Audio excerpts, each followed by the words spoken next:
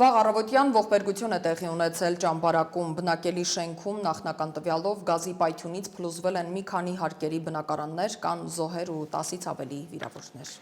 Վերջին տվյալով 5 զոհ ունենք, 12 վիրավոր, մեծ թվով փրկարարներ մեկնել են դեպքի վայր։ Մեր գործընկեր Դավիթ Գենջոյանը եւս ամբողջ օրն անցկացրել է ճամբարակում, քիչ առաջ հազիվ հասավ, տեսնենք ինչ է պատմում։ Այսօր հունիսի 11-ն է, առավոտյան 8:35-ի սահմաններում Գեղարքունիքի մարզի ճամբարակ քաղաքի շենքերից մեկում տեղի ունեցել պայթյուն գազի արտահոսքի պատճառով։ Ժամը 15:30-ի տվյալներով կա 12 վիրավոր, որից 3-ը գտնվում են Երևանում, մեկը արդեն դուրս է գրվել հիվանդանոցից եւ մնացած 8-ը գտնվում են ճամբարակի հիվանդանոցում։ Ժամը 15:30-ի տվյալներով կա արդեն 4 զոհ եւ դեռ մեկին փնտրում են փրկարարները։ Փրկարարական աշխատանքներին մասնակցում են ներքին գործերի նախարարության փրկարարները, հրշեջ հաշվարկները, զինվորականները եւ բնակիչները։ Դեպքի վայրը շտապել նաև տարածքային կառավարման եւ ենթակառուցվածքների նախարար Դավիթ Խուդաթյանը։ Գյուտական վնասը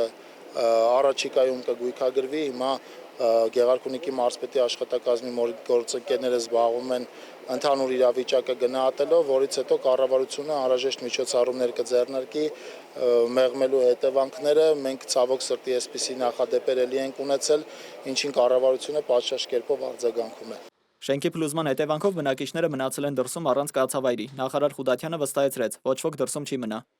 Այն բոլոր բնակիչները, որոնք կարիք կլինեն հյուրատներում կամ հյուրանոցներում մնալու, իրենք անպայման կապահովեն եւ կեցության համար անհրաժեշտ պայմաններով եւ ըստ անհրաժեշտության իրենց առաջիկա օրերի կենցաղը ապահովելու համար անհրաժեշտ բոլոր պայմաններով։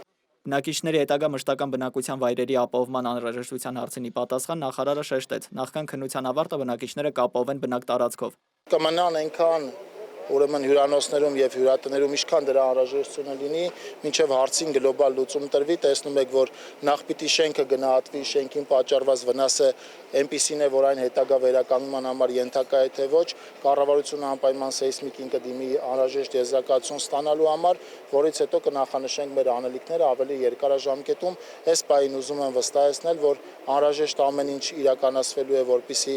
աղետի հետևանքով տուժածները առանց կեցավայրի չմնան, առանց անհրաժեշտ պարագաների չմնան, մինչև վերջնական որոշում կկայացվի արդեն շենքի եւ մեր երկարաժամկետ ուրեմն լուծումներ տրվող քայլերի մասով։ Որոնողափրկարարական աշխատանքները, որոնցում ներգրաված են 200-ից ավել փրկարար ծառայողներ, դադարեցվել է, քանի որ փլատակների տակից դուրս բերվեց վերջին որոնվող բնակչի դին։ Պայթյունի եւ փլուզման հետևանքով զոհերի թիվը հասել է 5-ի, վնասվածքները ստացել 12 մարդ, որոնցից 3-ը գտնվում են Երևանի բուժկենտրոններում։ Դավիթ Գենջոյան, Վարդան Պողոսյան, Reopen Media։